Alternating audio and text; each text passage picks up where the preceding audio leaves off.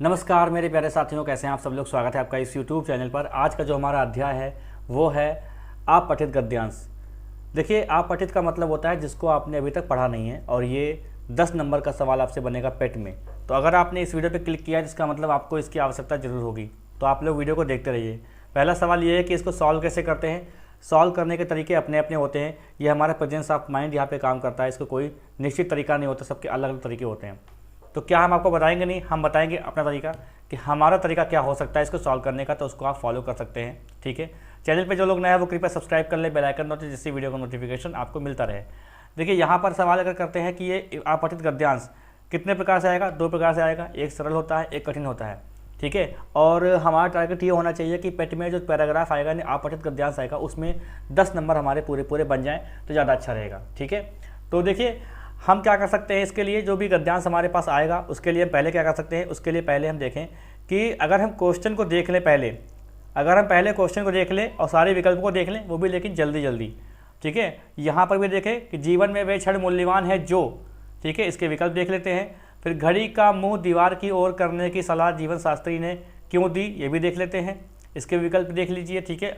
और मित्रतापूर्ण गपशप में प्रायः आ जाता है, ये भी देख लेते हैं। और मित्र से बातचीत करते समय अपनी घड़ी दूर रखो का अर्थ क्या है, ये भी देख लीजिए जीवन शास्त्र ने। अब ये सब देखने के बाद हम अपना अपठित गद्यांश पढ़ेंगे, वो भी आराम से, बहुत ही ध्यानपूर्वक के साथ। देखिए, इसका तरीका ये होता है कि जब भी आप अपठित गद्यांश पढ़ोगे तो आपका दिमाग भटक जाता है इधर उधर, और जहाँ दिमाग आपका भटका तो आप या तो फिर से पढ़ोगे या आपका जो सवाल है उसका उत्तर आप गलत दे दोगे। तो कोशिश ये रहेगी कि बिल्कुल भी दिमाग हमारा भटके नहीं, हम बहुत ही अच्छे से पढ़ेंगे। और एक बार में समझ में नहीं आएगा तो 2 बार पढ़ेंगे, 2 बार में समझ में नहीं आएगा तो तीसरी बार भी पढ़ेंगे, क्योंकि इसका आंसर आना जरूरी होता है, इसको आप छोड़ नहीं सकते हो, ठीक है। तो हमने सवाल कुछ देख लिए हैं, हम जान के किसके बारे में बात होने वाली है। तो हम लोग क्या करेंगे, पहले पढ़ेंगे यहाँ पर, और जो कुछ हमको लगेगा कि हाँ हमने क्वेश्चन में पढ़ा हुआ है उसको अंडरलाइन करते चलेंगे, ठीक है। लेकिन हम बार बार क्वेश्चन झांकने नहीं जाएंगे कि एक लाइन पढ़ी क्वेश्चन झांकने चले गए, इससे कोई फायदा नहीं है, इससे कन्फ्यूजन क्रिएट होगा और इससे बहुत देर लगेगी आपको। तो हमने क्वेश्चन को देख लिया है, आप लोग भी वीडियो पॉज करके अपना क्वेश्चन देख लीजिए और फिर आप पढ़ते हैं साथ साथ, हम लोग, आप भी पढ़िए हम भी पढ़ते हैं। एशिया के प्रसिद्ध जीवन शास्त्री का कहना है जिंदगी संघर्ष से भरी हुई है, एक के बाद एक खींचतान लगी रहती है और चैन नहीं मिल पाता है, इसलिए जीवन में उन क्षणों की बहुत कीमत है जो जीवन को गुदगुदा दे और खींचतान को तेजी से भुला दे। इस जीवन शास्त्री ने लोगों को एक बड़ा दिलचस्प मशवरा दिया है कि तुम अपने किसी मित्र दोस्त से बात करने बैठो तो घड़ी का मुख दीवार की तरफ कर दो। अब देखिए, हमारी मेमोरी इतनी फास्ट होनी चाहिए दोस्तों कि हमने जो पढ़ा है क्वेश्चन को वो हमारे कुछ धुंधले दिमाग में चलने रहना चाहिए कि हाँ भैया इसके बारे में कुछ पढ़ा था। तो आप अभी देखो मत क्वेश्चन को कहाँ चला गया, क्योंकि अगर आप यहाँ क्वेश्चन देखने लगोगे कहाँ चला गया तो आपका जो गद्यांश है वो भी भूल जाओगे कहाँ से पढ़ना था कहाँ से नहीं, तो इसे डिस्टर्ब होता है। तो आप क्या करो कि अंडरलाइन करते चलो, जो भी आपको याद आता रहे, जो भी आपको इंपॉर्टेंट लगे लाइन है गद्यांश में उसको आप करो अंडरलाइन, ठीक है। तो क्या लिखा हुआ है, कहाँ चला गया भाई पॉइंटर, ये व्हाइट पेज पे पॉइंटर नहीं दिखता, इसीलिए हम हमेशा मैंने ब्लैक पेज लिया हुआ है, लेकिन आज हमने ले लिया है, कोई बात नहीं भाई। चलिए देखिए क्या है, कहाँ चला गया पॉइंटर, ओहो पॉइंट नहीं मिलता है। देखो, घड़ी का मुंह दीवार की तरफ कर दो। जब उससे पूछा गया कि बातचीत का और घड़ी का क्या संबंध है तो उत्तर मिला कि वह कमबख्त याद दिलाती रहती है कि इतनी देर हो गई, ठीक है। इस तरह वह आनंद क्षण खंडित हो जाता है जो मित्र की बातचीत से मिलता है। ये पैराग्राफ है, आप इसको अब चाहो तो और पढ़ सकते हो, वरना हम पढ़ाएंगे तो वीडियो बहुत लंबा हो जाएगा। वैसे भी समय जो है ज़्यादा नहीं है, आपका पेट का एग्जाम लगा हुआ है कुछ ही एक हफ्ते के अंदर। तो यहाँ पे देखिए, जीवन में वे क्षण मूल्यवान हैं जो जिंदगी को संघर्ष से भर दे। ऐसा तो नहीं भैया, वो क्षण मूल्यवान होंगे जो जिंदगी संघर्ष से भर दे। यहाँ पर तो पहले लिखा हुआ है कि एशिया के एक प्रसिद्ध अर्थशास्त्री का कहना है कि जिंदगी संघर्ष से भरी हुई, पहले से ही भरी हुई है, इसमें क्या भरेगा कोई ऐसी चीज है, ठीक है। तो यहाँ पर क्या हो जाएगा, जिंदगी क्षण मूल्यवान है, जिंदगी में खींचतान ला दें, अरे पहले से ही खींचतान है। जिंदगी में चैन से ना बैठे, अरे ऐसा नहीं हो सकता, वो कैसे मूल्यवान हो जाएंगे। जिंदगी में वैसे भी हम लोग चैन से नहीं बैठ पा रहे हैं, तो इसमें और किसी की आवश्यकता क्या है। जिंदगी की खींचतान को तेजी से भुला दे। देखिए यहाँ पर क्या लिखा हुआ है, लिखा हुआ है तान लगी रहती और चैन नहीं मिल पाता, इसलिए जीवन में उन क्षणों की बहुत कीमत है जो जीवन को गुदगुदा दे और खींचतान को तेजी से भुला दे। तो इसका आंसर क्या हो जाएगा, इसका आंसर हो जाएगा डी ऑप्शन। ठीक है, घड़ी का मुंह दीवार की ओर करने की सलाह जीवन शास्त्री ने क्यों दी है?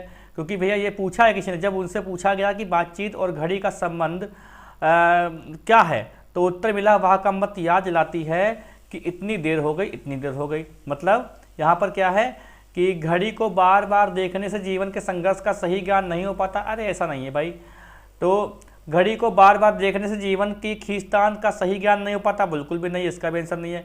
घड़ी को बार बार, यहाँ पे घड़ी लिखा होना चाहिए, घड़ी को बार बार देखने से मित्र से बातचीत का आनंद का क्षण खंडित हो जाता है। ठीक है, घड़ी को बार बार देखने से समय का ज्ञान होता रहता है, नहीं ये भी नहीं। यहाँ पर लिखा हुआ है कि इतनी देर अगर ये वाला विकल्प ना होता, देखो अगर ये वाला विकल्प ना होता सी वाला, तो हम डी ऑप्शन लगा सकते थे। इसमें ये लिखा हुआ है ना कि लिखा हुआ है कि घड़ी का संबंध क्या है, तो यह कमबख्त याद दिलाती रहती है कि इतनी देर हो गई, इतनी देर हो गई, और इस तरह वह आनंद क्षण खंडित हो जाता है जो मित्र से बातचीत से मिलता है। तो ये क्या हो जाएगा, ये वाला। बड़ी घड़ी को बार बार देखने से मित्र से बातचीत के आनंद का क्षण खंडित हो जाता है। ठीक है, अगला क्वेश्चन देखो, मित्रतापूर्ण गपशप में प्रायः आ जाता है। तो देखिए मित्रतापूर्ण गपशप में क्या आता है, आनंद आता है, यहाँ पे लिखा हुआ है, तो ये क्या हो जाएगा, आनंद आता है। फिर देखिए मित्र से बातचीत करते समय अपनी घड़ी दूर रखो का अर्थ बताओ क्या है?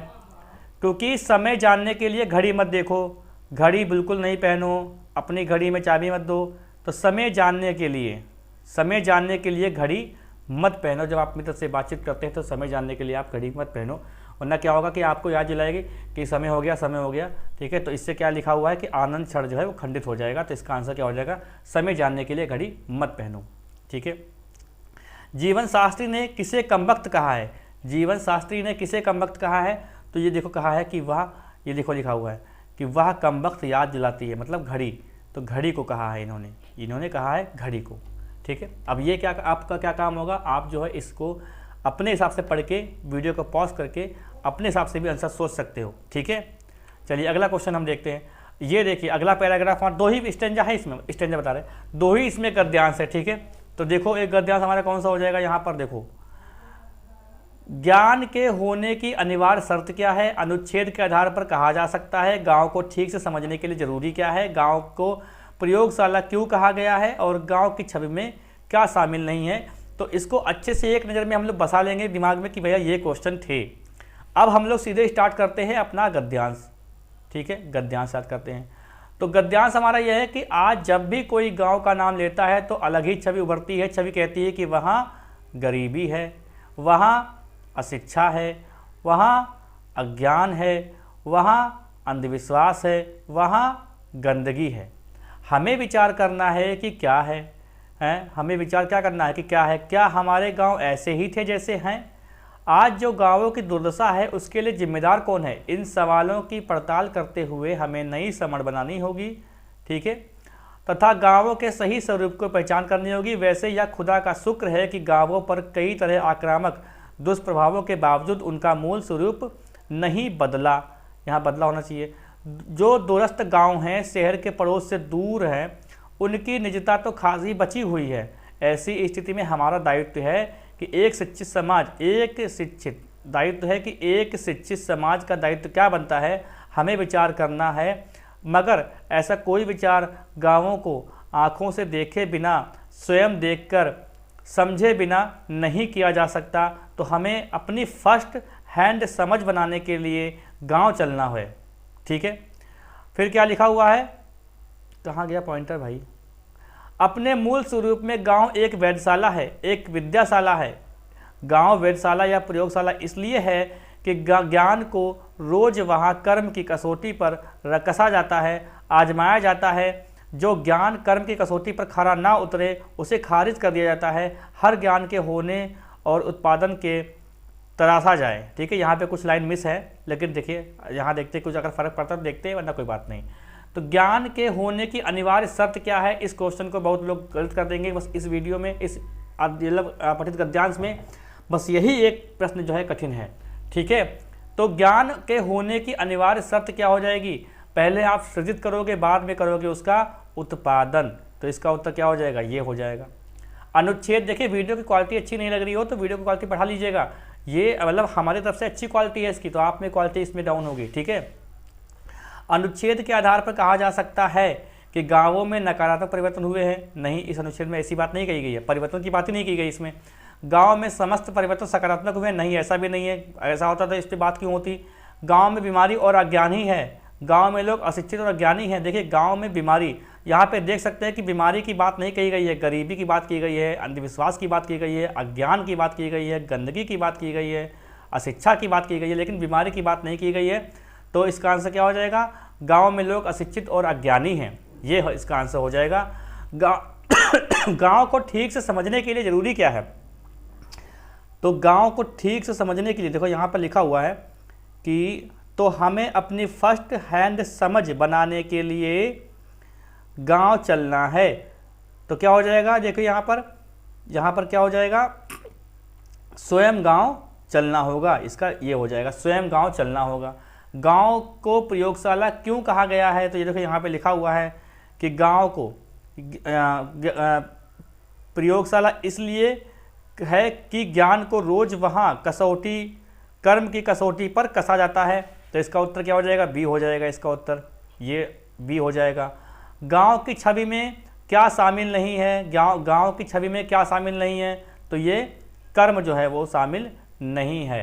देखिए छोटा सा वीडियो था, आप ये इसको देखिए, आप इसको सॉल्व करिए, और ये आपका 10 नंबर का सवाल है वहाँ पर पेट में। तो ये 10 नंबर में अगर आपके 1-2 नंबर कट जाते हैं तो मतलब इसकी भरपाई नहीं हो पाएगी, क्योंकि ये इस जो हमारा गद्यांश होता है उसी में आंसर छिपे होते हैं। एक आपको बताते बात और कि जो गद्यांश में जो भाव और जो मतलब होता है, उसी मतलब और उसी भाव के अनुसार ही हम जो उसके जो प्रश्न होते हैं उसमें हम लोग आंसर देते हैं, अपने मन से कुछ सोचना नहीं होता है। ठीक है, और हमें कुछ प्रेजेंस ऑफ माइंड का भी काम करना पड़ता है। जैसे कि यहाँ पर जो पहला क्वेश्चन आप देख रहे हो ना, ये पहला क्वेश्चन यहाँ पे देख रहे हो, जो ये क्वेश्चन जो इसका आंसर यहाँ पे है ही नहीं, लेकिन इसका आंसर हमें खुद अपने दिमाग से देना पड़ता है। ठीक है, तो ऐसे भी क्वेश्चन आते हैं। एक ऐसा आपका टॉपिक होगा, मतलब एक ऐसा मतलब गद्यांश होगा जिसमें कुछ कठिन हो गए, और कुछ ऐसा एक ऐसा गद्यांश होगा जिसमें कुछ कहानी वगैरह होगी। ठीक है, तो ये वीडियो कैसा लगा आप लोग कमेंट बॉक्स में बताइएगा। बाकी चैनल पर जो लोग नए हैं वो कृपया सब्सक्राइब कर लें, बेल आइकन दबाएं जिससे वीडियो का नोटिफिकेशन आपको मिलता रहे। अपने साथियों को वीडियो को शेयर करें। मिलते हैं नेक्स्ट टॉपिक के साथ।